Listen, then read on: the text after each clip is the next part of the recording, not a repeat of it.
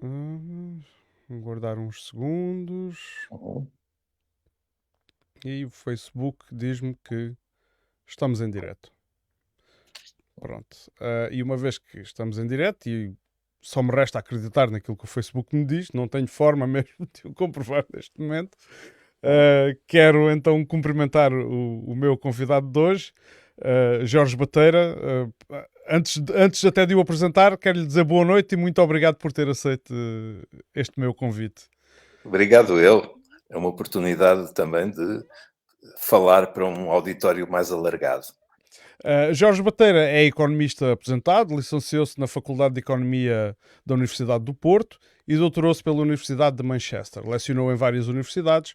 Nos últimos anos da carreira foi docente de Economia Política Internacional na Faculdade de Economia da UC. Esta é a Universidade de Coimbra. Coimbra. Uhum.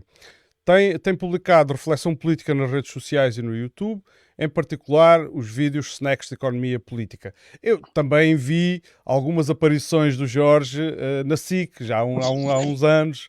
É, E, foi noutra encarnação em que as TVs achavam que podiam ter lá alguém um bocadinho dissonante. sim, sim, eu também me pareceu, uma vez que quando vi aqueles vídeos, disse, de facto os tempos mudaram.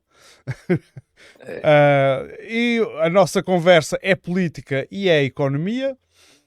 E eu a economia E a, política, no fundo. a economia política, a economia faz quase sempre parte do debate político nos dias de hoje.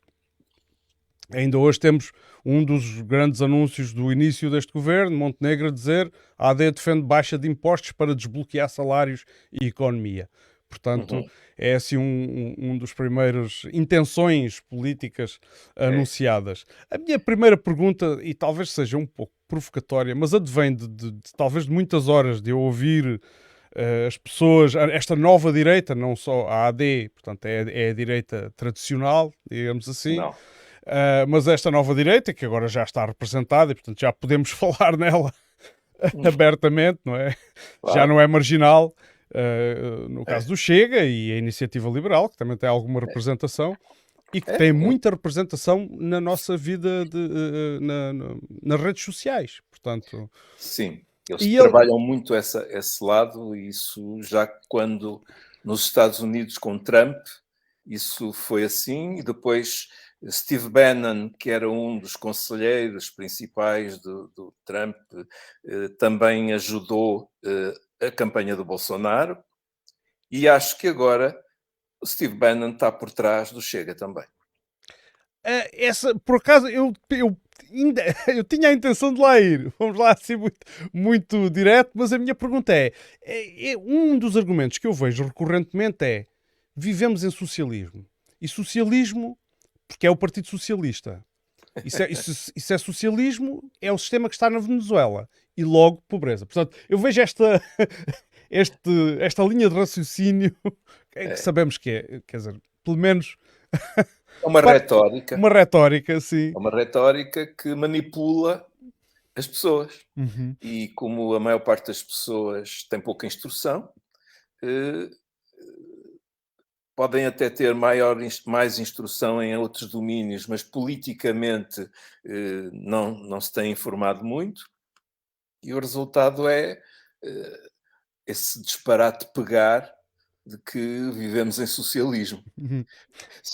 Para ser rigorosos, a gente tem que dizer que desde o tempo de Cavaco Silva, que o neoliberalismo foi introduzido de forma avassaladora em Portugal, e nós vivemos intensamente em neoliberalismo. Não é socialismo. Que o Partido Socialista execute algumas políticas de mitigação dos efeitos do neoliberalismo, isso não diz que é o socialismo. Diz apenas que é um neoliberalismo mitigado. Uhum. Uhum. Quando agora o novo governo começar a executar as suas políticas, nós iremos ver outra vez o neoliberalismo pujante. E já agora, já que falámos assim do novo governo, eu estive a assistir ao primeiro dia de trabalhos na Assembleia da República Eu e não um. pude. Não pude porque justamente ontem estava a preparar e estive em participação num Zoom de economia política. Eu vi o anúncio E ainda, e espera ainda, eu não sei se isso está disponível, ia-lhe Isso vai, perguntar.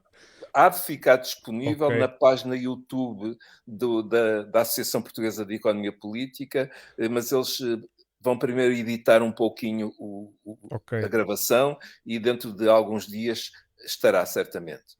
É um vídeo a que eu quero assistir. E, portanto, Ok. uma das mudanças que eu vi no discurso, por exemplo, do PSD do tempo da Troika para o PSD de agora, a AD agora, Uhum. foi de repente começar a falar em Estado Social, em Serviço Nacional de Saúde, e num discurso que eu diria que era praticamente idêntico ao do Partido Socialista que Ok. sucedeu. Toca num ponto interessante, porque eh, a direita, neste momento, está a fazer um discurso de alguma inteligência tática para dizer que nós, no fundo, até iríamos executar políticas que o Partido Socialista também aprovaria, Uhum, para criar aquela sensação de que, se mais tarde votarem contra, é por maldade, porque afinal nós até íamos fazer coisas em nome do Estado Social. uhum, uhum, Mas há subtilezas. Por exemplo, quando se diz nós queremos preservar o Serviço Nacional de Saúde, ultimamente não falam muito em Sistema Nacional de Saúde, falam em Serviço Nacional de Saúde para parecer que é igual, mas na realidade o que querem é imediatamente que o Estado passe a financiar o uso do setor privado da saúde, em nome do consumo mais rápido das prestações. Ou uhum, seja, aproveitando a situação de carência em que estamos e que é culpa, evidentemente, responsabilidade de não se ter investido nos últimos anos adequadamente na infraestrutura e, sobretudo, nas pessoas que trabalham no Serviço Nacional de Saúde, uhum. evidentemente que agora há um conjunto de carências e qual é a solução para as carências? Imediatamente. É fazê-las ir ao setor privado. Uhum, E o uhum, Estado pagará isso. uhum. Portanto, o setor privado só tem que esfregar as mãos nos próximos tempos, porque chegou dinheiro ao setor privado através destas eleições. Em debate também ainda nesta primeira sessão do Parlamento, Pedro Nuno Santos acusou precisamente disso, a AD, dessa intenção que queria entregar a saúde e outros setores ao setor privado. E imediatamente Luís Montenegro retorquiu dizendo: não, mas reparem no orçamento que é vosso. Já Hum. está esta fatia alocada ao setor privado, daquele que é o orçamento da saúde. Portanto, vocês, mais do que ninguém, entregaram ao setor privado. Eu fiquei com uma sensação estranha quando ouvi esta discussão, porque no fundo eles... É, em parte verdade, Sim. porque, como sabemos, há lacunas do setor público que têm sido colmatadas pelo setor privado. Uhum. Vamos dizer, por exemplo, o seguinte: ecografias, radiografias, um conjunto de meios de diagnóstico. Há uma receita do médico de família e com essa receita nós vamos ao setor privado fazer Uhum. os exames, análises, tudo isso é dinheiro que o Estado está a pagar ao setor privado Uhum. e que tem que estar no orçamento. Uhum. Portanto, o orçamento da saúde em Portugal tem uma parte que é de pagamento ao setor privado de serviços que ele fornece ao setor público. Uhum. Já há uma parte muito importante, eu não sei agora de cor os números, Uhum. mas há uma parte importante já, que é, digamos, o mercado do setor privado. Qual é o Uhum. mercado do setor privado? É o Estado. Uhum. É evidente que há uma parte da população que já aderiu a esquemas de saúde, seguros de saúde, e, portanto, já. Mas isso, só por si, só essa parte da população que tem meios para Uhum. fazer seguros de saúde, Uhum. nunca rentabilizaria a dimensão do setor privado tal como ele está. Uhum. Eles Uhum. precisam do dinheiro público para ser rentáveis. Uhum. É um E já bocado... agora Sim, também sim, precisam força, força. dos técnicos Uhum. qualificados que não formaram, mas que vão buscar ao setor público. Eu fico um bocado com a sensação que o setor privado não quer, de facto, tudo aquilo que é do sistema de saúde pública, quer apenas aquilo que dá lucro. Evidente, é evidente. E se nós virmos que certo tipo de tratamentos mais exigentes, querem em diagnóstico, em acompanhamento, quer em medicamentos muito caros, que é o caso da oncologia, Uhum. a gente percebe que os seguros cobrem até um certo número de tratamentos, mas a imprevisibilidade da doença, exigindo recaídas com novos tratamentos, já não podem continuar no setor privado, porque isso já não daria o lucro se continuassem com aquele modelo de seguro. E, Uhum. portanto, rapidamente são reencaminhados para o setor público. Muito bem. Outro dos argumentos à direita é que so- são cobrados demasiados impostos em Portugal. E que isso, de certa forma, cria um entorpecimento do crescimento económico. Que comentário é que faz a isto? São de facto cobrados demasiados impostos em Portugal? É este o problema da economia portuguesa? Não. O que é que isto traz, esta mensagem? Que tem cada vez mais aderentes e, portanto, gente que vê os seus recibos de vencimento, por exemplo, e vê que de facto há uma X fatia do desconto e queixam-se muito disso e tal. É verdade que nós podemos dizer que há uma classe média que, em dada altura, sente que está a pagar um peso excessivo nos impostos. Mas a gente não pode olhar para uma discussão dos impostos numa perspectiva individual. A gente tem que olhar para isto de um ponto de vista do conjunto da sociedade e da economia. Uhum. E se é verdade que talvez seja desejável para algumas camadas da classe daquela parte da população que já está acima do rendimento, que começa a pagar impostos, Uhum. a gente tem que ter um juízo de equidade sobre os impostos. Os impostos não podemos, como é a proposta da iniciativa liberal, pôr toda a gente a pagar a mesma taxa. Uhum. Ou no caso deles que se moderaram ultimamente e começaram a pôr dois níveis ou dois ou três níveis de imposto para não dizerem que era a taxa plana com 15% para toda a gente. Uhum. Bom, na economia, desde há décadas e décadas que se discute e se ensina aos alunos que um sistema de impostos deve ser progressivo, obedecendo a um princípio da equidade, que é, ou de justiça social, que é quem tem mais deve pagar taxas mais elevadas. Uhum. E se nós quisermos retirar esta discussão demasiada carga ideológica, nós Uhum. podemos ir, por exemplo, ver um país como os Estados Unidos da América, Uhum. que, a seguir à Segunda Grande Guerra, ainda no tempo do presidente Eisenhower, tinha taxas marginais de imposto sobre o rendimento, quer dizer, a taxa de imposto sobre a última fatia mais elevada do rendimento das famílias, Uhum. e eram uns valores elevadíssimos, 60% ou 70% dessa fatia era para o Estado. Uhum. Aquilo foi baixando. Começou por ser até mais do que isso e depois foi baixando. Claro que quando chegou a um dos presidentes, sei lá, não sei se Clinton, aquilo já estava num nível de baixíssima taxa de imposto para os ricos. Uhum. Então, se nós olharmos para um país como os Estados Unidos, qual é a diferença? É a Uhum. diferença de época. Naquela época, quando houve a Grande Guerra e nos primeiros décadas após a Segunda Grande Guerra, Uhum. havia um sentir de justiça social, de que quem morreu, quem se sacrificou, quem deu o corpo para enfrentar aquele tempo dramático, Uhum. devia ser reconhecido socialmente e deveria ter um tratamento privilegiado. Os Uhum. muito ricos não deveriam ser privilegiados, deveriam dar a sua cota-parte, a sua contribuição até superior, porque viviam muito bem e já tinham muito dinheiro. Uhum. Então, as taxas aumentavam muito para os níveis de rendimento muito elevados. O que é que mudou?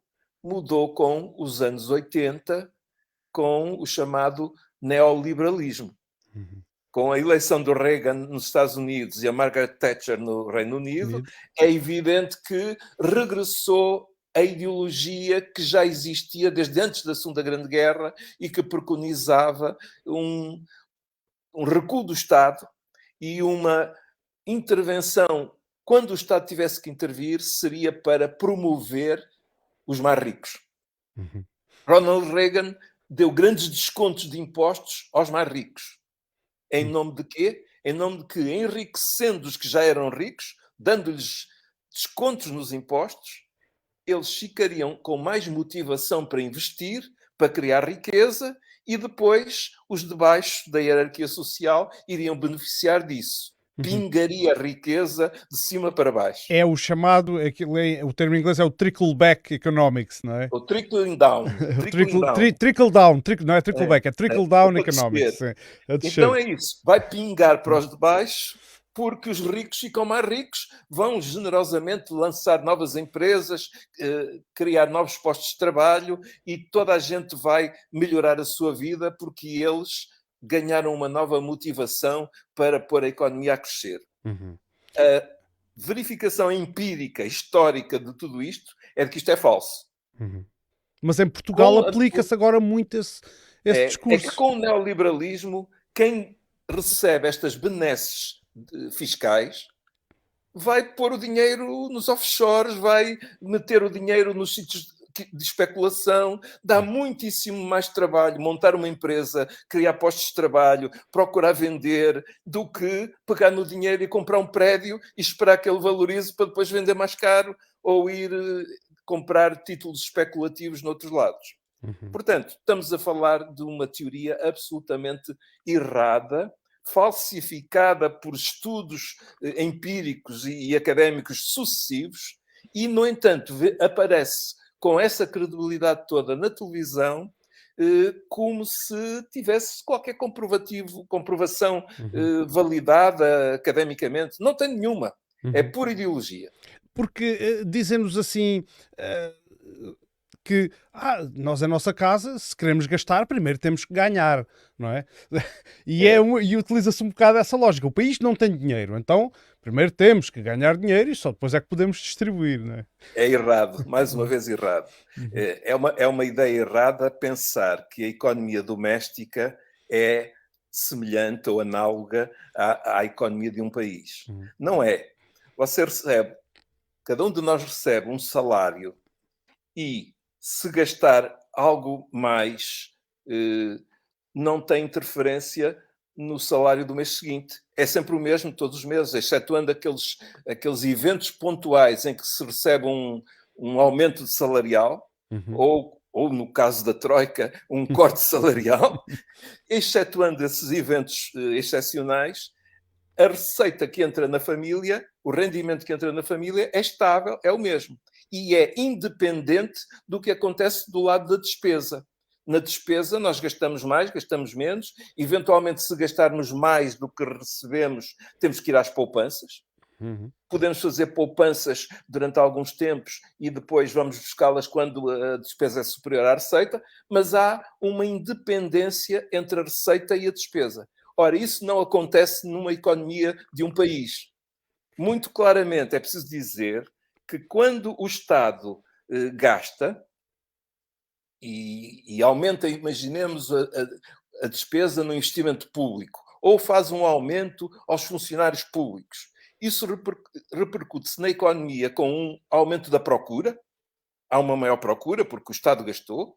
Essa procura traduz-se em aquisição de novas matérias-primas, de novos produtos intermédios, de novos recrutamentos de pessoal, que por seu turno pagam mais impostos por causa do IVA que entretanto vai acontecendo e porque essas pessoas vão receber rendimento e elas próprias, empresas ou famílias, vão elas próprias gastar. Então há ciclos sucessivos de despesa que vão induzindo um crescimento do lado dos impostos para o Estado. Há um efeito multiplicador da despesa pública sobre a economia e o crescimento da economia, que por seu turno gera receita fiscal. Ou seja, a despesa gera receita. Uma interdependência entre despesa e receita, que pode ser cumulativa e a subir, até que os ciclos se vão atenuando e estabilizam, ou pode ser de tipo contrário, negativo. Quando a Troika cortou, Vítor Gaspar estava à espera que, cortando nos salários, nas pensões, fazendo uma política de recessão, que iria produzir um efeito positivo sobre a economia. Porque ele pensava que os investidores vão olhar para isto e dizer: no futuro a economia vai ter contas certas, até iremos pagar menos impostos no futuro. Como se fosse uma economia doméstica, não é? Como se fosse uma economia doméstica. Nós vamos ter uma economia mais saudável no futuro e isso é motivador para nós investirmos mais. Portanto, a lógica deles é: a austeridade gera confiança nos empresários, que veem que no futuro não vai ser necessário pagar tantos impostos e vão investir mais. E então, o que é que aconteceu na realidade? É que este raciocínio imaginado, mas sem comprovação empírica em lado nenhum, pelo contrário, deu no seguinte: as pessoas, como cortaram-lhes os rendimentos, passaram a gastar muito menos. Os que não tiveram cortes no rendimento ficaram assustados e começaram a poupar mais. E contraíram. As empresas viram reduzir a sua procura, porque a procura das famílias contraiu imediatamente. As empresas, ao vender menos, cortaram em investimentos, porque sentiram que isto está feio, ninguém vai gastar dinheiro se não tem perspectivas de rentabilizar. Os bancos viram reduzir a entrada de clientes a pedir empréstimos. Moral da história: o desemprego foi de massa e o Vítor Gaspar ficou espantado com o resultado e fugiu para o FMI. E já agora, porque eu também gostava de, se pudesse dar alguma explicação sobre como é que funciona o FMI, ou qual é, pelo menos, a natureza do FMI, o que é isso do FMI. Afinal, nós somos um país da zona euro. Temos um Banco Central Europeu, já no Banco de Portugal está relegado para um papel subsidiário, não é? É uma sucursal. Uma sucursal.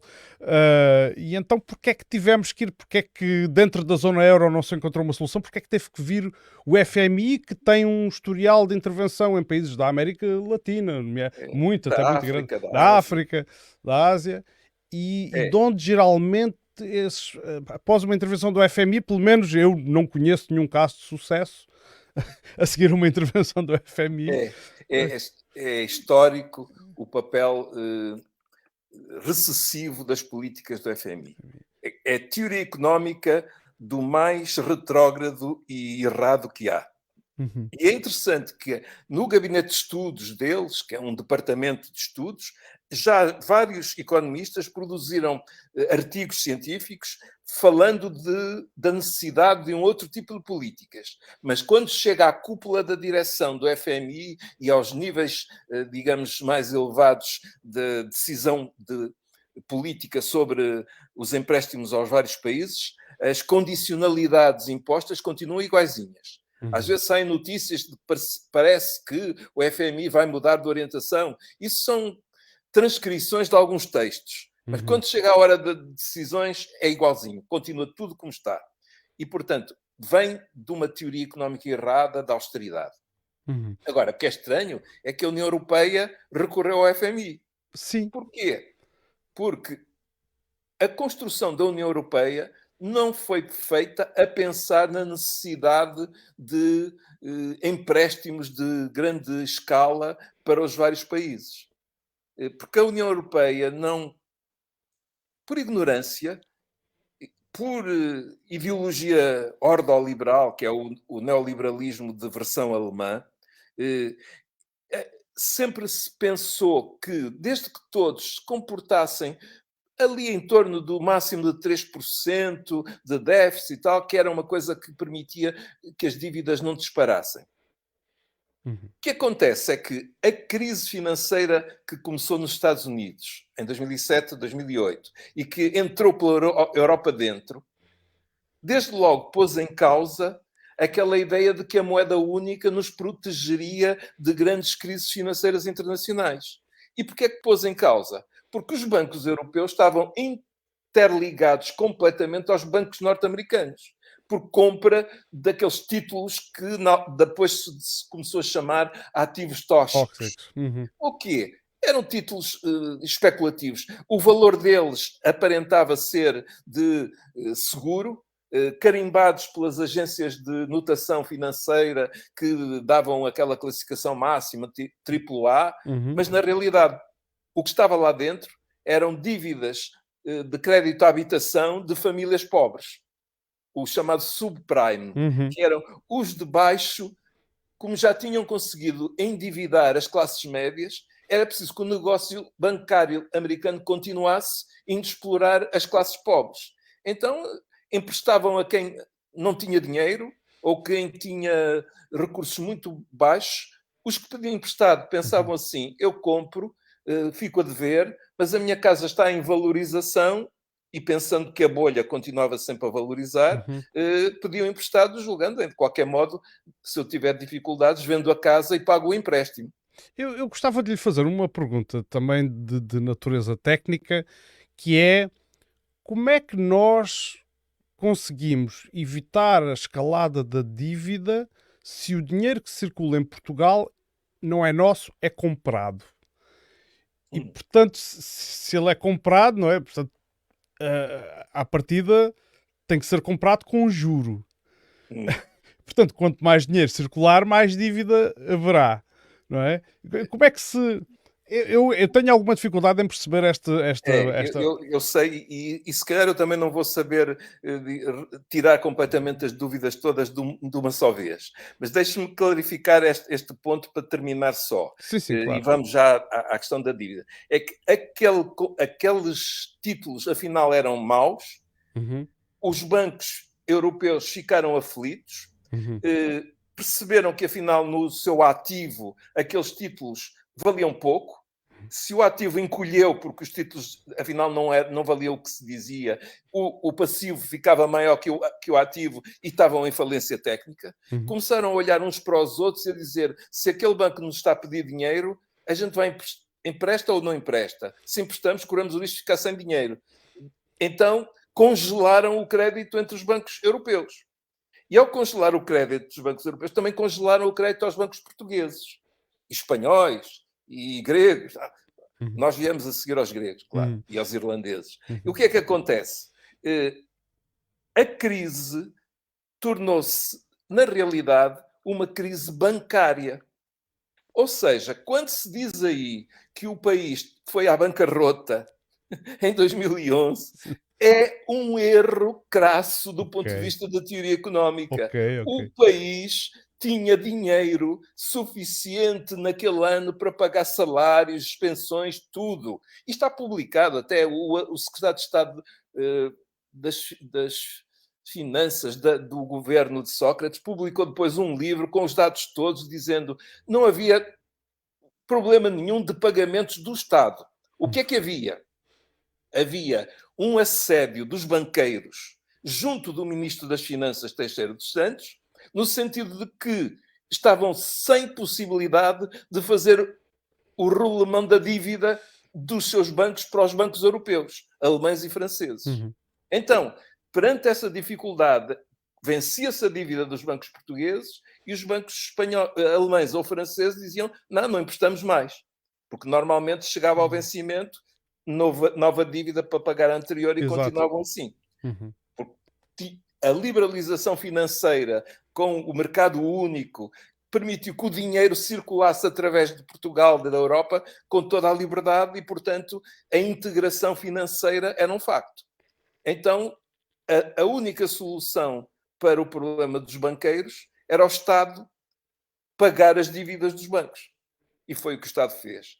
O grosso do dinheiro emprestado pela União Europeia com o FMI foi para pagar aos bancos portugueses a dívida dos bancos Uhum. estrangeiros e, portanto, o resgate dos bancos portugueses, Uhum.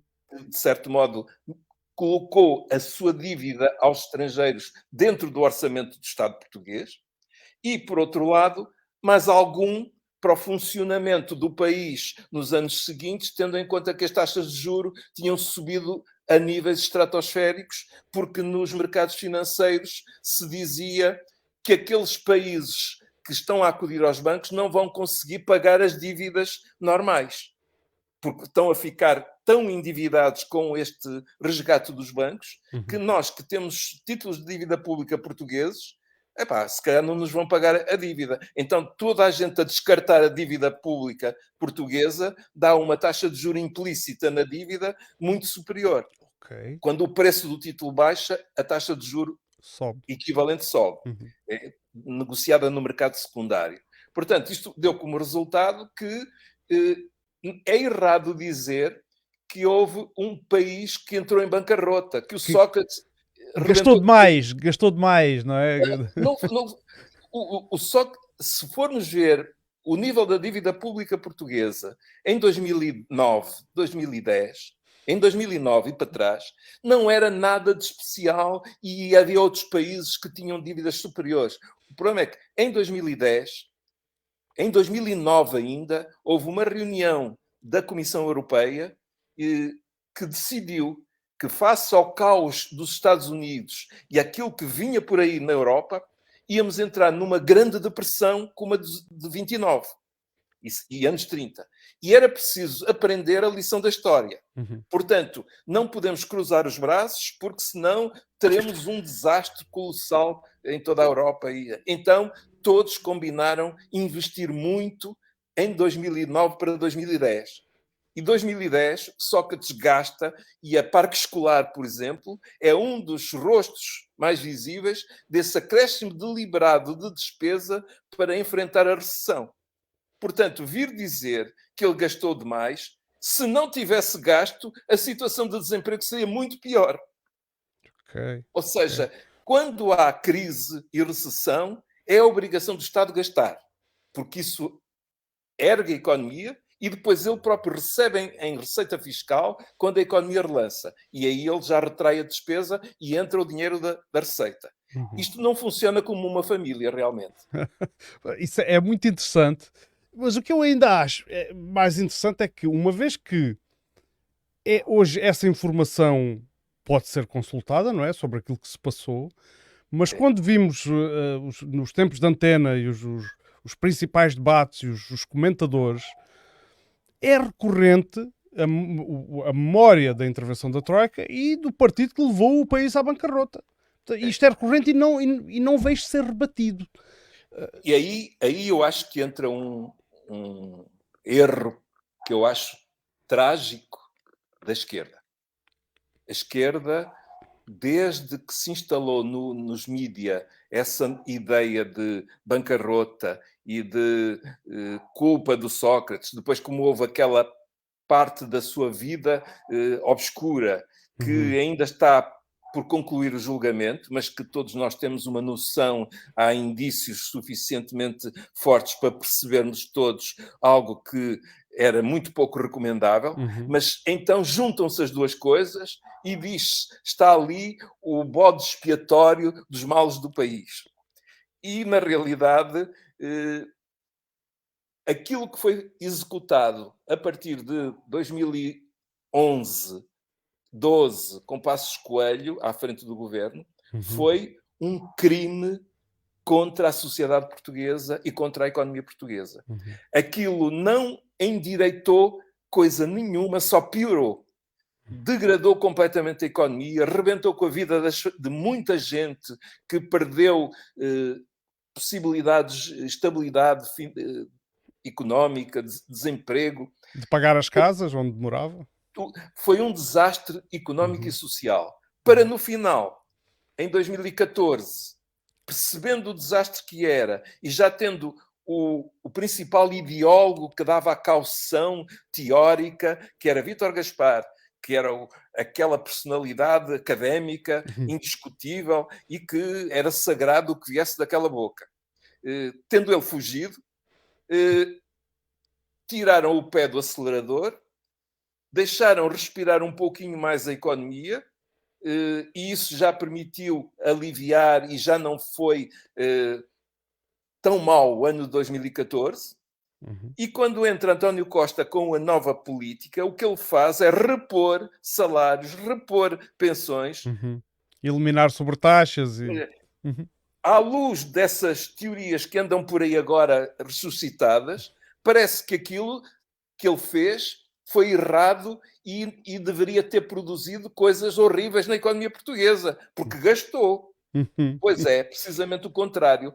Estimulou a economia com esse gasto, a economia cresceu e o aumento da despesa e da dívida contraída com esse gasto cresceu menos do que o produto e, portanto, baixou o peso da dívida no produto.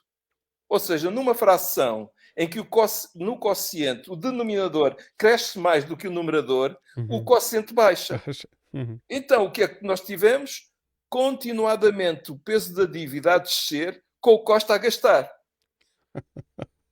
Mas é interessante, isto, é bom que isto se ouça, que esta mensagem de facto Quando passe. quando é que esta lógica, que era a boa lógica, e que é contrária ao que esta gente pensa e diz, isso só começou a ser revertido quando surgiu um emprego para o Centeno, que já fez umas cativações que eram cortes drásticos na despesa, e começou a falar-se que provavelmente António Costa um dia teria um lugar na União Europeia, no Conselho Europeu e tal. A partir daí entrou outro tipo de conversa. E com o ministro das Finanças seguinte, Fernando Medina, a execução dos orçamentos já não era no sentido de gastar para estimular a economia, era gastar o mínimo para acudir na pandemia ou para acudir agora nas taxas de juro excessivas, gastar o mínimo para amparar os que tiveram azar, que estão aflitos, mas no resto, para conseguir gastar nisso, cortar no investimento público, cortar naquilo onde não se nota, não é? Portanto, não se vai cortar nos salários, obviamente, nem nas pensões. Isso seria a austeridade selvagem do tempo da Troika. Então, nós não estamos a fazer austeridade. Nós estamos a administrar bem a economia, pensando na redução da dívida. E, portanto, deixando cair os hospitais, fechando Claro. as urgências, pondo os polícias a chover nas esquadras e a ser mal pagos. Todo um conjunto. Vários setores da sociedade ficaram, claro, os professores, indignados porque não viram as suas expectativas serem concretizadas. Os médicos, depois das palmadinhas nas costas durante a pandemia, chegaram à conclusão que afinal era só palmadinhas e louvores, mas não foram reconhecidos e estavam esgotados. Chegaram à conclusão que desistiram. E, portanto, nós tivemos, nos últimos tempos, já do último mandato de António Costa, tivemos uma política económica completamente errada do ponto de vista do que é a economia e a sociedade ser sustentáveis. Podia ter feito baixar a dívida em percentagem do produto, como fez no início do primeiro governo dito da geringonça, gastando o suficiente para estimular a economia, não se importando com os déficits. O déficit é um instrumento de trabalho, não é um objetivo da sociedade. O objetivo da sociedade é vida melhor. E então, trabalhar para uma vida melhor, estimular a economia e o peso da dívida no produto vai baixando gradualmente se a economia for crescendo. E como o turismo veio ajudar a crescer bem, pelo menos amparou a economia, apesar de ser um tipo de atividade económica que não permite pagar salários elevados. É pobre o país que vive do turismo. Mas, seja como for, seguiram uma política completamente errada até de se gabarem de excedentes. Ora, Certo, sim. como é possível, em economia, para se saber economia a sério e não apenas ideologia, um excedente significa retirar dinheiro da economia. Um déficit significa injetar dinheiro na economia. Portanto, é mau para a economia um excedente. O excedente é mau, tira dinheiro da economia. Uhum. Uhum. E isso, as pessoas sentem que a vida não pode ser boa se o Estado não injetar dinheiro na economia. Ah, Enfim, eu peço-me que há aqui uma mensagem que não passa, porque ainda agora falávamos, estabelecíamos a comparação entre a economia do país e a economia doméstica. E parece que, de alguma forma, se não se tem pudor nenhum em se dizer que se teve um superávit, não é um superávit, é um excedente, não é? Não são a aqui mesma coisa, não é? Não é a mesma coisa. não, a gente usa na economia superávit, é a expressão em latim, déficit, superávit, é o mesmo que. Tanto, a gente também tem a palavra déficit Uhum. para o O déficit. excedente é uma. Só, Pois, excedente tem uma conotação, digamos que já vem do tempo do Marx, de haver uma mais-valia porque o valor incorporado na mercadoria uhum, é mais do que o valor que se paga no salário e uhum. tal. E há ali E os outros fatores. Ok. é, Produção. ok, mas Certo. agora estamos numa retórica mais ou menos convencional e, de facto, se as receitas são superiores às despesas no orçamento, há um excedente Ok. orçamental. Ok, excedente orçamental, pronto. É. E isso é anunciado como uma coisa muito positiva. Temos aqui dinheiro, até nos sobra dinheiro, não é? Eu gostava de saber como é que eles já estão aflitos. E eu vou explicar porquê. Sim, Porque força, esse força. dinheiro que sobra, se gastarem a receita fiscal do ano de 2024, porque a gente todos os dias, quando compra Certo, coisa, está a pagar impostos no IVA. claro. E vamos pagar quando fizerem as contas do IRS. Portanto, há toda uma receita fiscal do ano de 2024. Se gastarem essa receita fiscal toda, a despesa igual à receita fiscal seria contas a zero Uhum, para o ano 2024, contas uhum, a zero. Mas se gastarem a receita fiscal deste ano, mais o que transitou do ano passado e que eventualmente possa estar numa conta do Tesouro no Banco de Portugal, uhum, então vão gastar mais do que a receita. E uhum, se vão gastar mais do que a receita, então vão ter um déficit. Então vão estragar as contas certas. uhum. Ora, não podem dar-se ao luxo de perder o emblema das contas certas que o anterior governo tinha. Então, Ok. como é que podem gastar o excedente e gastar a receita do ano corrente sem ter um déficit grande? Não podem. Uhum, Portanto, o dinheiro que está na conta do Tesouro como sendo o excedente orçamental do ano anterior, ou vai para abater a dívida, comprar títulos de dívida no mercado, rasga o título e, portanto, baixa a dívida porque compram o valor absoluto da dívida daqueles uhum, títulos e, portanto, é usado para aquilo que eles diziam que ia servir, era para abater a dívida, portanto, um abater nominal do valor absoluto, não é aquela baixa do peso relativo no produto que eu estava a defender há bocado. certo, eu entendo, Então, entendo. esse excedente orçamental ou é gasto realmente para abater ao valor absoluto da dívida, ou então, se vão gastar esse excedente, juntamente com os impostos deste ano, vão criar um buraco Uhum, no orçamento deste ano. E isso eles não podem dar-se esse luxo. ok. E então não vão gastar de facto e, portanto, vão protelar todas aquelas negociações, vão ter uma calendarização para suavizar isto, porque neste ano não vão poder fazer grandes milagres. Aliás, provavelmente por uma questão de tática meramente política, todas as negociações e pagamentos que vierem a acordar com as diversas classes profissionais vão ser remetidos para o orçamento de 2025, porque aí vão juntar isso com o resto das maldades do orçamento Uhum, para dizer ou votam se querem pagar aos professores, aos médicos, a todos eles, têm que me votar este orçamento todo.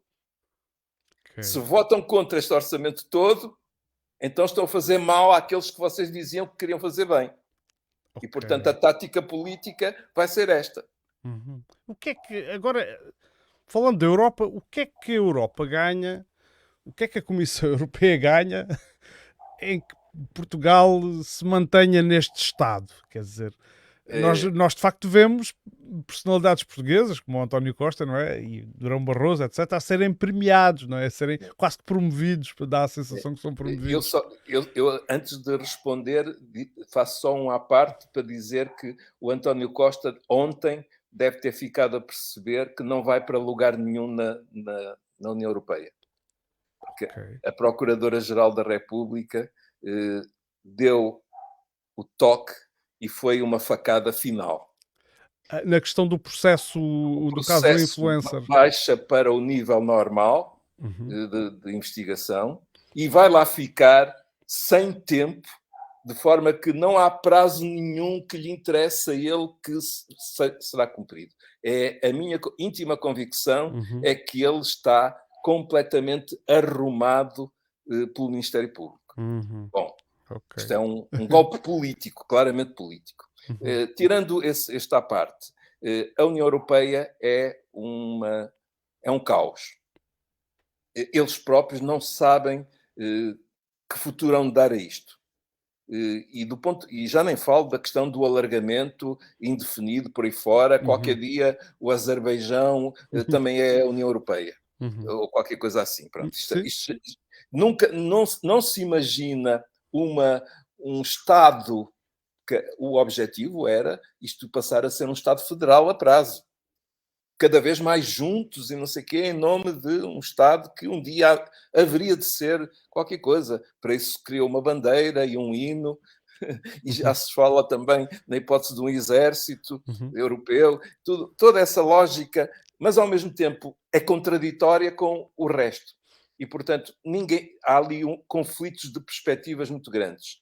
Do ponto de vista económico, os déficits elevados dos países, como por exemplo a França, Uhum. estão a suscitar alarme naquela mente ordoliberal dos alemães. Mas eles próprios também estão aflitos, porque eles também têm despesas enormes. Então, agora com a guerra, com despesas de material de guerra, tudo isso, que os leva a não poder cumprir aquilo que é a regra que eles querem cumprir para eles e impor aos outros, que é déficit zero. Ou, quando muito, um déficit pequenino, de 0,3, 0,5 no máximo e tal. Uhum. Até chegaram a inscrever isso na Constituição da República Alemã. Acho que já decidiram retirar. Não estou a par se já fizeram ou se ainda lá está e vão fazer. O que eu sei é que, neste momento, para conseguir cumprir essas metas ideológicas, não são de exigência económica nenhuma, não há nenhuma teoria económica que imponha que os países têm que ter 0,2 ou 0, nem sequer 3%. Não há nada na teoria económica que diga que há um nível bom de déficit ou um nível bom de dívida. Não há nenhum estudo que diga todos os países deveriam convergir para este nível. Não. Uns por um motivo, outros por outro. É flutuante, depende das circunstâncias de cada país, o que é melhor ou é pior. Mas eles, com essa ideologia, estão a ter que evitar investimento em infraestruturas, têm imensos problemas de infraestruturas já velhas, vão começar a cortar em subsídios sociais, em ajudas da política social. E, portanto, o descontentamento com os agricultores é um conjunto de setores da sociedade alemã que está neste momento sob tensão. E isso faz com que a extrema-direita cresça fortemente. No resto da Europa, imagina-se que, para voltar a pôr em atividade os critérios do Pacto de Estabilidade e Convergência, vão repô-los, entram em vigor para o próximo ano, mas com um acompanhamento especial das políticas de despesa de cada país. Vai haver uma negociação muito mais fina, mais olhando. Era quase como um devedor recebe o credor em sua casa e vai-lhe abrir o frigorífico e ver o que é que ele lá tem, se foi tomar o café, o pequeno almoço ao café ou não. Um constrangimento enorme sobre cada país para obrigá-los a ter um padrão de despesa que faça baixar a dívida ao longo do tempo. Uhum. Bom, isto significa que no rastro da pandemia e desta crise de erro de combate à inflação pela subida da taxa de juros, os países vão ser sujeitos a mais uma pressão recessiva por parte da União Europeia. E depois, somando a isto, uma pressão para gastar em material de guerra, em, em, em exército, em forças armadas, Claro. em tudo o que tenha que ver com a guerra. Ora, isto não é compatível.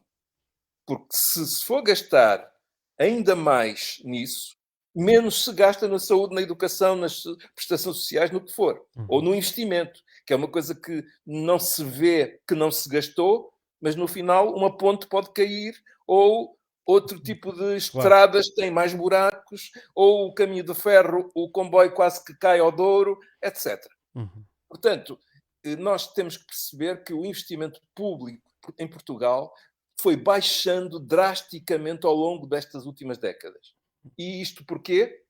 Porque, tendo que cumprir as metas do déficit, a forma de cumprir que menos se nota à vista é justamente não fazer investimento público. E, portanto, o investimento público a ausência de investimento público é a degradação da infraestrutura do país. Nem se repõe aquilo que se degrada anualmente. E, portanto, eu só posso dizer que a União Europeia está enfiada num colete de forças e numa situação altamente constrangedora para os próximos anos. Então, pronto, disse-me que nem sequer percebia bem qual era a orientação da própria União Europeia em relação ao país. Não tem orientação, é um Portugal. jogo de forças com protagonismos da França e da Alemanha, com alguns protagonismos de países como, por exemplo, a Holanda, a Finlândia, e agora a Polónia, que é, digamos, o representante mais fiel dos Estados Unidos na Europa. E eu suspeito que começa a haver um certo mal-estar dentro das várias instâncias da União Europeia, um certo mal-estar de que agora os Estados Unidos estão-nos a largar a batata quente nas mãos da guerra na Ucrânia e estão a virar-se agora mais para a Ásia. Aliás, têm ainda que resolver o problema das eleições nos Estados Unidos, mas nós não sabemos o que fazer agora porque nós nunca investimos em indústria de guerra, nós temos os estoques reduzidos ao mínimo dos mínimos e dizem-nos que temos que entrar numa guerra. Sim, isto é um absurdo completo. Fazem das pessoas idiotas, dizendo que temos que nos preparar para uma guerra, quando os próprios generais, quando dão entrevistas, no caso da França e até da Alemanha, dizem, não, nós não temos condições nenhumas para fazer qualquer guerra. E, portanto, se pergunta-me se isto é uma unidade, uma entidade política com alguma orientação, com alguma bússola, com alguma coesão. Não, isto é um jogo trapalhão de conflitos e interesses em que não se vê bem futuro para isto. Em algumas discussões políticas também se vê arremessado o argumento, quando se fala de este ou aquele partido, de que este não, porque este é eurocético. E automaticamente ser eurocético já está associado como uma coisa negativa. E portanto a minha pergunta aqui é qual é ser eurocético faz de facto sentido ainda nos dias de hoje, ou só fazia sentido antes de entrar na União Europeia? Eu posso dar a minha resposta é esta. Em tempos, eu era assumidamente um eurocético que defendi mesmo a saída da União Europeia, a saída do euro e, eventualmente, da União Europeia, mas em primeira linha do euro. Depois do que se passou com a Grécia, e que foi obrigada a ajoelhar e a engolir uma austeridade brutal, com retirada da liquidez dos bancos gregos. Por isso, simplesmente, todos nos recordamos das filas das pessoas à espera de levantar algum dinheirito para sobreviver para a sua pensão, e não havia dinheiro. Não havia, porque o Banco Central Europeu retirou a liquidez dos bancos gregos. Depois do que se passou com o Brexit, que, não estando no euro, a saída do Reino Unido implicou uma negociação terrível do ponto de vista comercial, no sentido de que sair da União Europeia significava sair do mercado único e, portanto, todos os que negociam com o mercado único passam a ser tratados como um país qualquer da Ásia, um país da América Latina, ou seja, com todas as dificuldades burocráticas e exigindo um tratado comercial próprio. Uhum. Isto é que é o principal obstáculo a sair da União Europeia. Não é a criação de uma moeda própria que rapidamente se faz, tendo em conta que hoje em dia os meios de pagamento não são, na maior parte dos casos, em moeda no sentido metálica ou notas, é sobretudo meio eletrónico. Dinheiro Mas digital. Uhum. é digital. Mas o problema é o comércio. E aí eu continuo eurocético, mas pragmático. E, portanto, de certo modo, eu não acredito no futuro da União Europeia, mas se eu tivesse que estar no governo, a liderar um governo decente neste país, eu não iria pôr na agenda qualquer ruptura, braço de ferro com a União Europeia. Eu exploraria até ao limite do possível, até ir para o Tribunal de Justiça da União Europeia e exploraria todas as margens de manobra para poder promover a economia portuguesa. Uhum. Infringiria algumas regras, iria até ao esgotar os limites, mas evitaria e recuaria no ponto em que houvesse possibilidade de uma ruptura mesmo. Uhum. Porque teremos que esperar pela implosão do sistema a partir do centro. E, portanto, terá de haver, nas contradições que isto tem e nos interesses divergentes dos grandes países fundadores da União Europeia e de maiores economias, haverá uma reconfiguração e a minha perspectiva é que nós até podemos continuar a ter uma União Europeia, mas noutro modelo. Podemos chamar-lhe isso, ou chamar União dos Estados Europeus, qualquer coisa, mas não, não tendo este constrangimento que está instituído no tratado e que inclui moeda única, inclui política orçamental sob tutela apertadíssima, inclui a ausência de política cambial, obviamente. O Banco Central Europeu não se importa quando o euro se valoriza face ao dólar e liquida muito exportador europeu. Enfim, política industrial, em que as ajudas industriais não são possíveis porque tudo é pela concorrência pura e perfeita, mas quando interessa e quando dá jeito à Alemanha, também há exceções. E, portanto, na ausência destas políticas integradas, não é possível uma estratégia de desenvolvimento do país. Será uma estagnação com altos e baixos, mas não é um futuro digno para o país, a União Europeia. Portanto, enquanto não compreendermos estes conceitos e como é que funciona na realidade esta economia, que eu acho que devia ser basilar, não é? Para o cidadão entender, por exemplo, onde é que deve votar. Aí é que eu Sim. sou bastante crítico da atuação dos dois partidos à esquerda do Partido Socialista. O Partido Socialista é um caso de europeísmo que quer... o partido praticamente foi fundado com o apoio do Willy Brandt, da social-democracia europeia, e todo construiu-se muito em torno da União Europeia. Com Mário Soares, meteu-se o socialismo na gaveta e é o europeísmo. Portanto, eu não espero da parte do PS qualquer tensão ou explorar qualquer margem para ir mais longe do que está.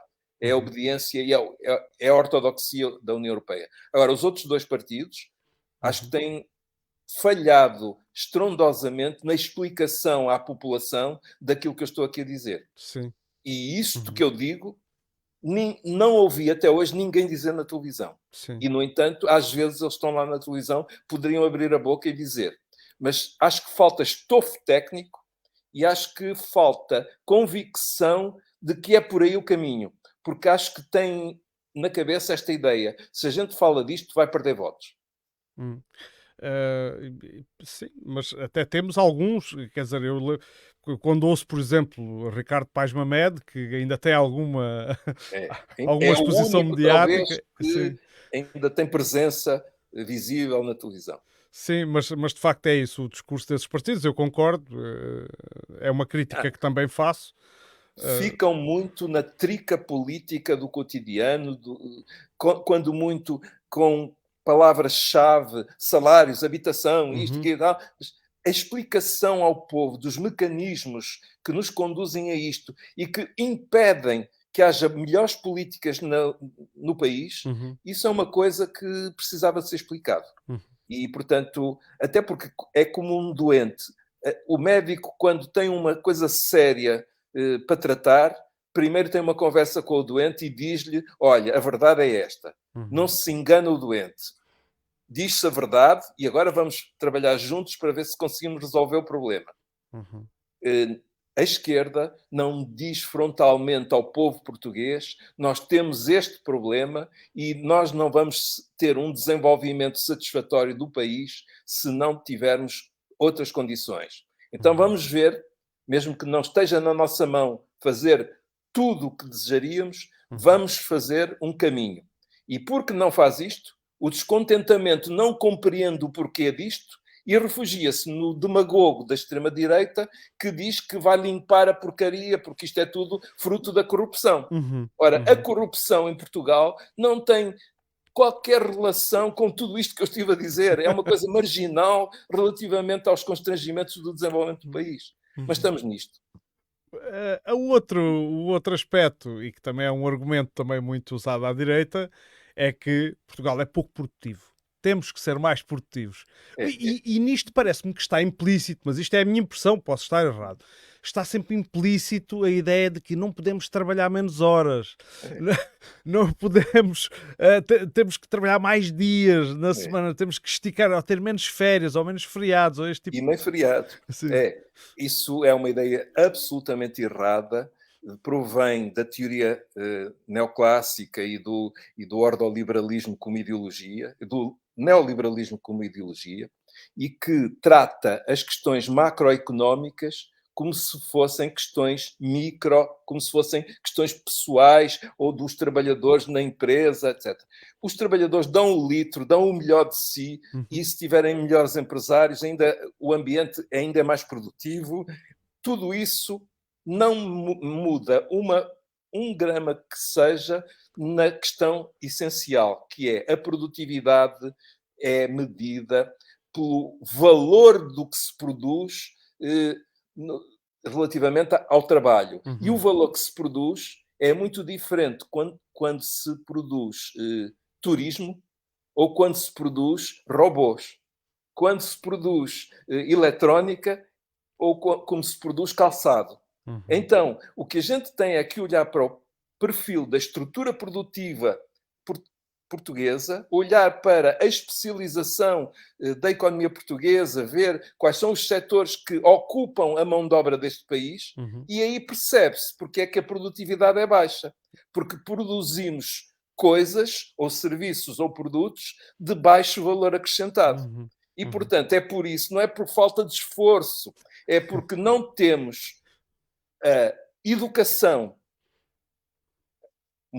A parte da população portuguesa que tem o ensino secundário completo será à volta de 55%. Pois na República Checa é 94%. Uhum. Aqueles ditos países que nos poderão ultrapassar ou que já Exato. Eu ultrapassaram, queria falar deles é, também. na realidade, o mais relevante é a República Checa, porque os outros são países pequeníssimos e, em alguns deles, a imigração do tempo da austeridade fez com que uma parte da população imigrasse e, portanto, o total produzido sobre menos pessoas dá um produto per capita maior, Yeah. mas é por miséria global. Uhum. Então, no caso da República Checa, não. Aí é porque a República Checa já partiu para a entrada na União Europeia com uma industrialização que já vinha do tempo da pertença ao Bloco Soviético. E, portanto, com níveis de instrução muito superiores, como também no caso da Polónia, e, Uhum. portanto, com uma vantagem muito grande relativamente a Portugal. Está às portas da Alemanha.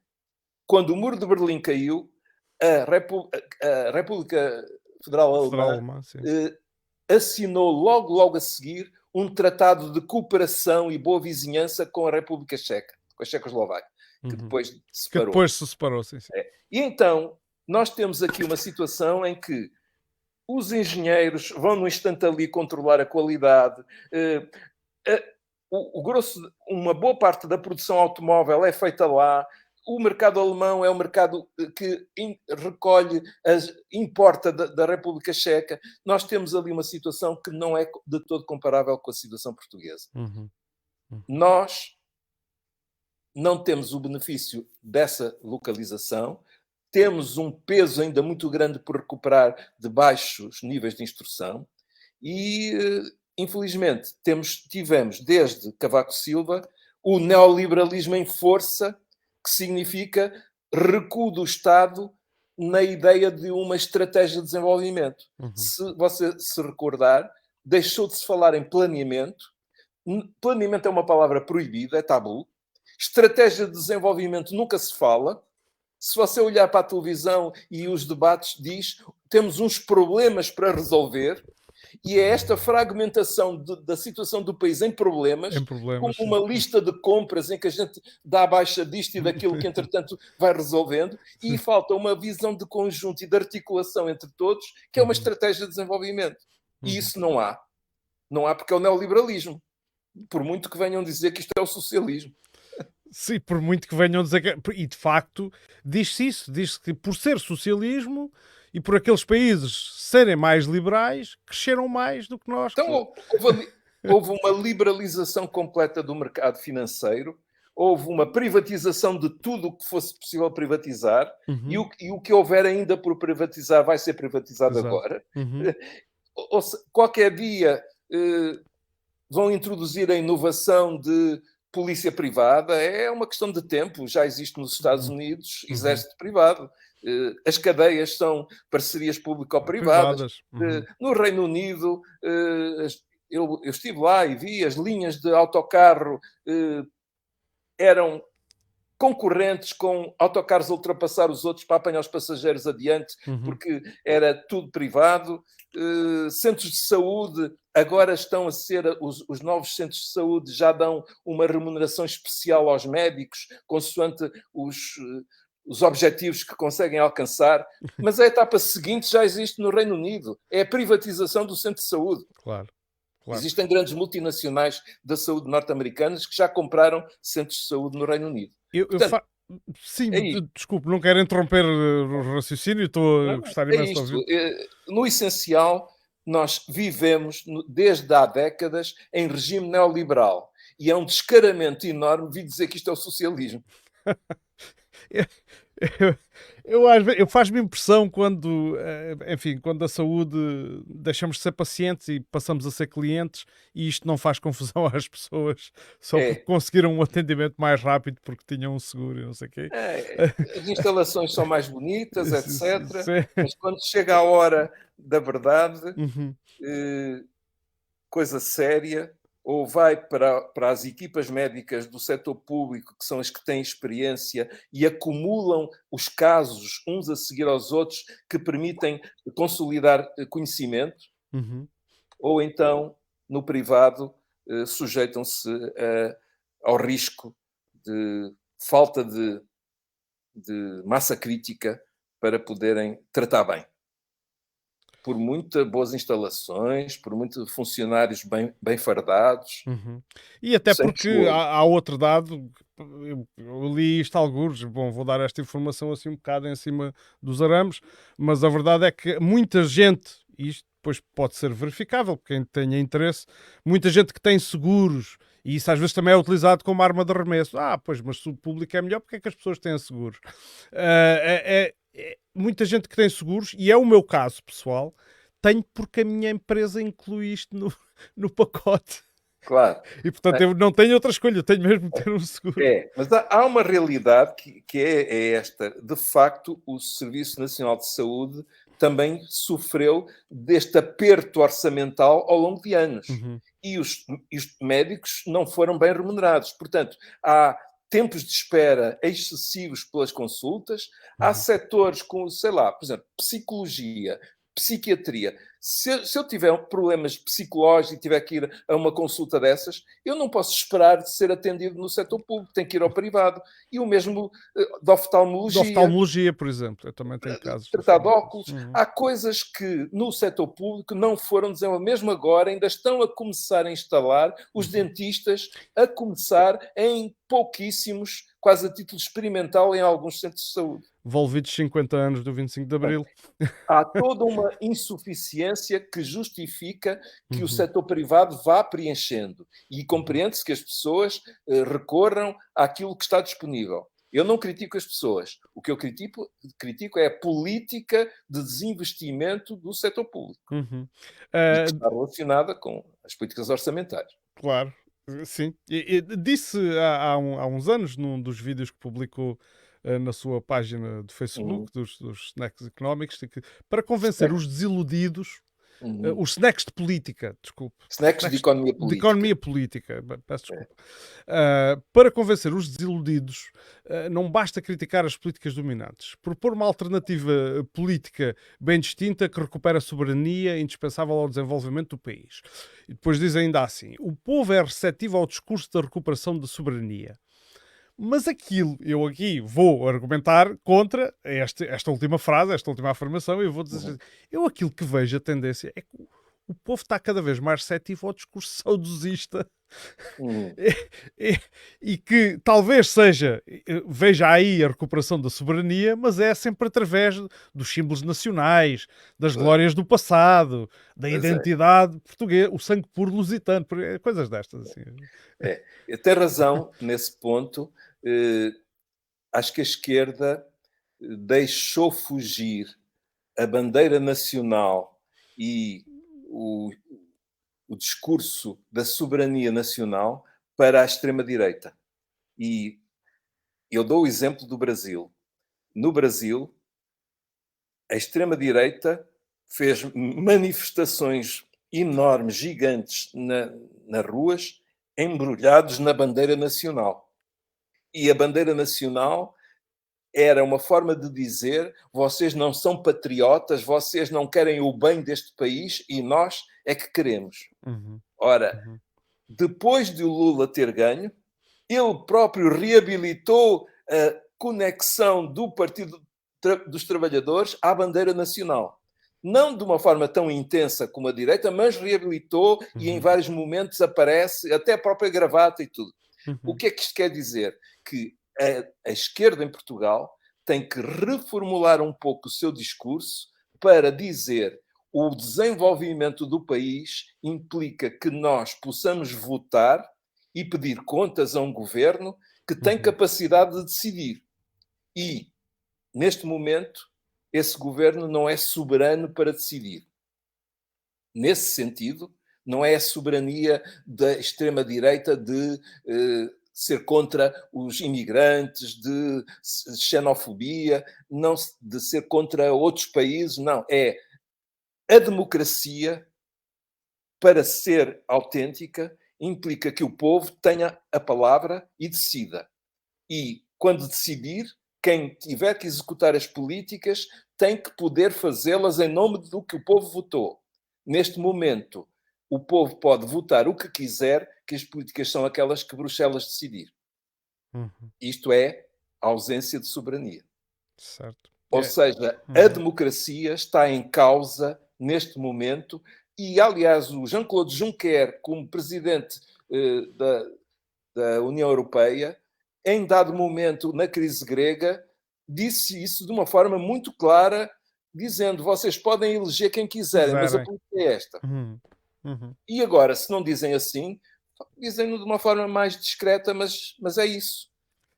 Sim, eu assisto, sou fã também de um economista, de um economista grego, que também é muito conhecido e ficou conhecido por ter sido ministro das Finanças do Syriza, o Yanis Varoufakis, e ele conta bem esse episódio, não é? Porque ele foi a pessoa que protagonizou Mas não é por acaso que o António Costa às vezes dizia: nós não podemos gastar demasiado e tal. Ele estava sempre com aquela ideia de que qualquer dia caem-nos em cima.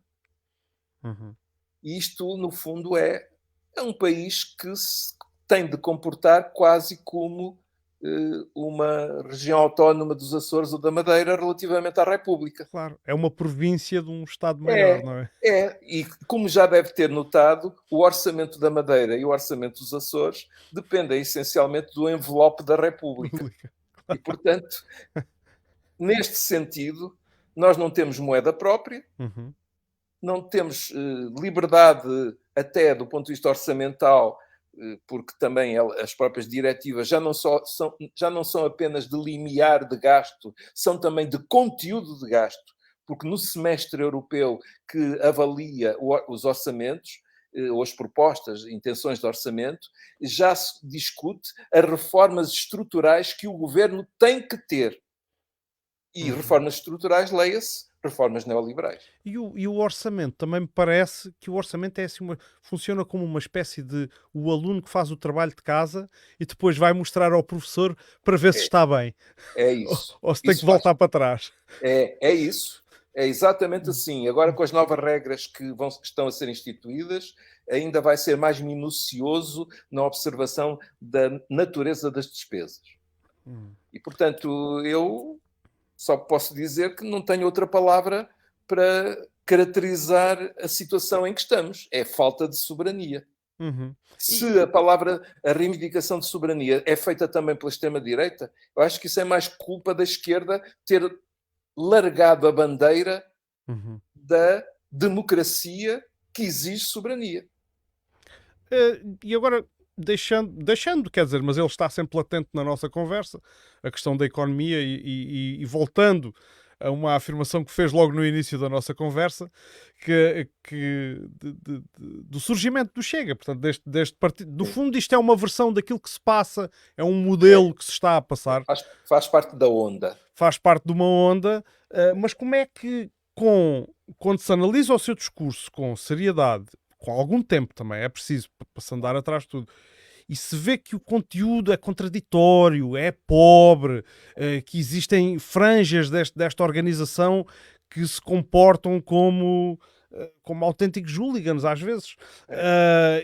E às vezes estas coisas também, quando passam inclusivamente reportagens a denunciarem as origens do financiamento deste partido, e mesmo sabendo-se isto tudo, o partido cresce.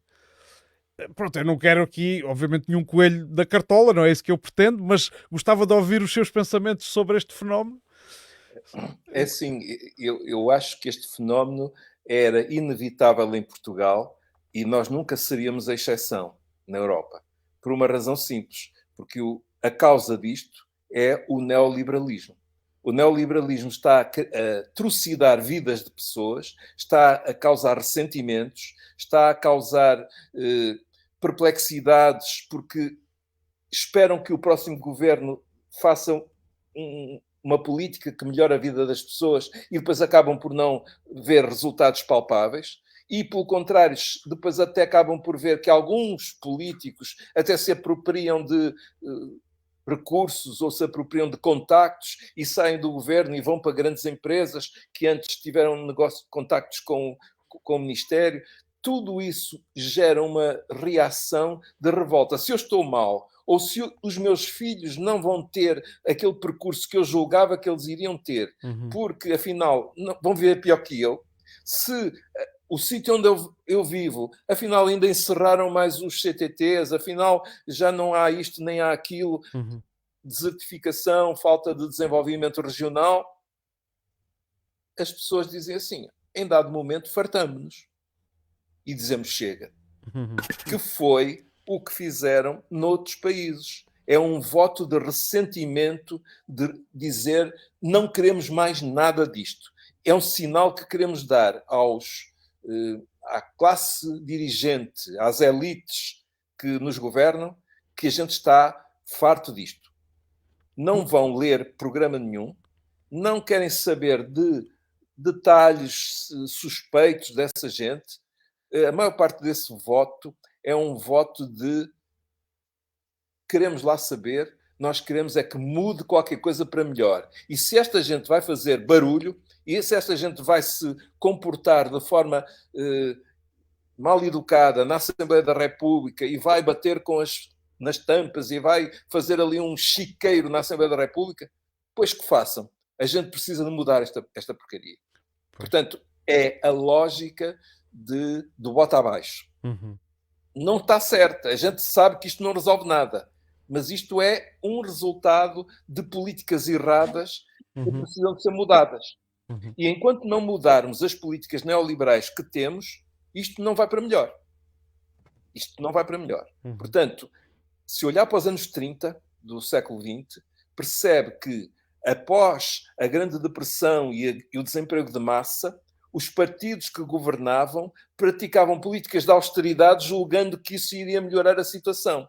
E mesmo o partido, por exemplo, na Alemanha, social-democrata, havia gente dentro do Partido Social-Democrata que queria um programa de criação de empregos, que queria pôr isso no seu programa de candidatura, e a elite dizia, mas isso é despesismo e nós vamos perder votos por ser despesismo. E, portanto, queriam propor qualquer coisa que mais tarde o Keynes veio a propor e que é o keynesianismo que acaba por ser executado no pós-guerra, mas que na altura não foi aceito na Alemanha e produziu um descontentamento que levou a que as milícias nazis apareciam na rua à caça dos comunistas ou das esquerdas anarquistas, o que fosse, e esses, por sua vez, diziam nós vamos fazer frente ao nazismo e criavam as suas milícias e os combates de rua davam aquela imagem de caos que a classe média não podia suportar e disse venha alguém que mande e que ponha ordem nisto. Ponha ordem nisto. E eu acho que ou nós nos organizamos para preparar outro tipo de políticas para quando for possível, ou então, se não houver uma alternativa à esquerda que dê alguma esperança às pessoas, propondo um tipo de políticas que seja realmente convincente, as pessoas vão continuar neste tipo de votação, alimentando a demagogia populista de extrema-direita, nem que não seja porque também não vem melhor, não vem saída. A minha questão é que nós acabamos de, no meu entender, a meu ver, de responder, porque agora podia-lhe fazer a pergunta, mas então, como é que pomos em prática essas políticas, mas se temos todas as restrições que acabámos de falar ainda há pouco? Ou seja, de não sermos soberanos. A resposta já dei um pouco implicitamente há bocado, dizendo o seguinte: precisávamos de uma alternativa à esquerda que aceitasse os constrangimentos até ao limite do possível, mas que entrasse no sistema para empurrar e para alargar as possibilidades de política. Por exemplo, não aceitando essa lógica de que tem que ser contas certas. Não há nada que impeça na União Europeia, no que está escrito, de ter déficits.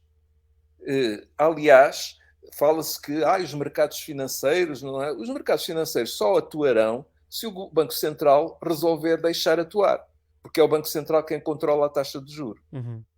Quando, em dada altura, se percebeu que não bastava ajudar os países emprestando-lhes dinheiro e impondo-lhes políticas de austeridade e que a especulação continuava nos mercados e os juros não baixavam, porque, logicamente, os especuladores diziam estão a dar dinheiro àqueles países, mas eles não estão mais ricos, vão ficar enterrados em mais dívida. Então, o que é que fez Mário Draghi? Numa conferência importante, disse: eu estou disposto a intervir nos mercados financeiros e podem crer que vai ser eficaz. E os mercados financeiros perceberam logo. Baixou imediatamente a especulação e os juros baixaram drasticamente. Porquê? Porque ele tinha o dinheiro todo que fosse preciso para contrariar a lógica dos especuladores e comprar a dívida toda que fosse preciso. Portanto, ele era o fabricante do dinheiro. Claro. Sim, ele tinha a cobertura máxima que se pudesse ter. Toda. Quem iria perder dinheiro seriam os especuladores. Então eles perceberam, alto aí, não vamos perder dinheiro. Então vamos pôr isto em níveis decentes de taxa de juros. E assim foi. E como depois para estimular a economia de uma forma algo errada, mas pronto, não dá tempo para estar aqui a explicar tudo. Entrou-se naquilo que se chamou quantitative easing, que é a intervenção do Banco Central comparando títulos de dívida nos mercados, fez baixar a taxa de juros para zero, até negativa em alguns momentos. Alguns momentos. E do ponto de vista do crescimento económico, isso deu pouco resultado, porque na realidade, quando a economia está em baixo e a procura e os trabalhadores e as pessoas que compram estão com dificuldades, não entram clientes nos bancos a pedir empréstimos, mesmo que a taxa de juros seja zero. Certo. O banco não tem clientes, porque as pessoas não vão pedir empréstimos e endividar-se se depois correm o risco de ficar desempregados e não poder pagar. Portanto, a taxa de juro não é, do ponto de vista do estímulo à economia, um instrumento poderoso. É apenas um complemento de uma política orçamental que a União Europeia proibiu. Alguns dos argumentos agora à esquerda, desta vez à esquerda, dizem que se cobrassem os impostos devidos sobre os lucros das grandes empresas, se obrigassem os bancos a suportar os custos dos créditos à habitação em vez de registarem lucros astronómicos, se obrigasse os bancos a reduzir, por exemplo, as suas taxas, porque os bancos, mesmo em pandemia, parece que faziam 7 milhões por dia só em taxas. Mesmo que isto, de certa forma, poderia ajudar ao Estado, à economia, portanto, e a uma justa redistribuição. Acha que isto seriam soluções viáveis? Tudo isso são políticas setoriais, chamamos assim, fiscais, que fariam sentido no quadro de uma política global de desenvolvimento que deveria ser apresentada ao país como um todo que faz sentido. Portanto, se for só penalizar os bancos porque são gatunos, porque estão-nos a roubar o dinheiro, porque estão-nos a cobrar muito e tal, é um discurso populista à esquerda que eu acho que não dá credibilidade para ser visto como a alternativa. Nós precisávamos de construir uma alternativa que desse uma imagem de seriedade de que nós sabemos o que fazer deste país, temos um caminho, um horizonte, vamos precisar de gastar algum dinheiro e quem tem muito vai ter que contribuir. Não precisávamos de falar muito nos bancos, até pode-se usar uma estratégia mais subtil, mas, na realidade, tudo isso sobre os bancos tem um problema que é o Banco Central Europeu tem um conjunto de regras, de normas, tutela o sistema financeiro europeu. Há uma união bancária. E, portanto, a esquerda, se tiver que governar, vai ter que ser constrangida por algumas dessas regras da união bancária. Eu, portanto, como qualquer político que quer assumir o poder, eu acho que precisamos de ter argúcia, precisamos de ser suficientemente inteligentes para convencer as pessoas de que temos uma política global que dá outras perspectivas e trazer para o nosso lado, quando chegar a hora da verdade e do choque com esses constrangimentos europeus, poder ter uma opinião pública que está do nosso lado, porque nós já explicamos previamente qual era a nossa estratégia, como faz sentido certas políticas orçamentais articuladas com outras. Eu acho que é aí que a esquerda precisa de trabalhar. Problema de comunicação e de construção de uma estratégia global coerente. E não basta apenas dizer vamos pôr os bancos a pagar. Claro. Por fim, eu vou deixar cair aqui uma pergunta que fiz há pouco, porque quero fazer outra e também não quero depois tornar a emissão longa. Eu espero que possamos voltar a falar no futuro. Bom, mas antes disso, queria dizer, é possível deixar cair o euro? Fazer essa opção? Ou seja, voltar a ter um escudo, uma outra moeda? É possível e é desejável, porque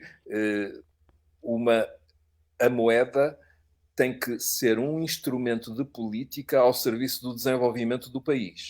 E se nós não podemos desvalorizar no momento certo e na dimensão certa, se não podemos ter um controle sobre o sistema bancário, que também controla os movimentos de capitais especulativos, se não tivermos capacidade de fazer isso, isso é uma parte substancial de uma política de desenvolvimento. Em todos os países hoje desenvolvidos, todos eles praticaram algum protecionismo, alguma política cambial, alguma política industrial, orçamental, em medidas que nunca serão aquelas que temos neste momento na União Europeia. Agora, não acho que seja viável fazer isso individualmente como país. Nós vamos ter que esperar por uma ruptura dentro da União Europeia e, nessa altura, até seria desejável, quando a poeira assentasse, fazer uma moeda única para o exterior dos países que quiserem entrar nesse sistema, uma moeda comum, em que os pagamentos internacionais seriam feitos num euro, mas cada país que tivesse a sua própria moeda com uma taxa de câmbio fixada para esse euro. E então, internamente, cada país gere a sua moeda. Quando está demasiado forte, ele desvaloriza para o euro, que é a moeda de relações internacionais, e isso significaria um sistema de moeda comum com moedas nacionais. Mas isso já está estudado, isso já foi bem discutido, só que não tem condições políticas para se executar. Só quando esta estrutura cair, e cair pode ser uma coisa mais suave, como pode ser uma coisa muito forte, como a União Soviética implodiu. Portanto, isto para mim, o destino desta União Europeia vai ser um pouco semelhante ao da União Soviética, vai implodir.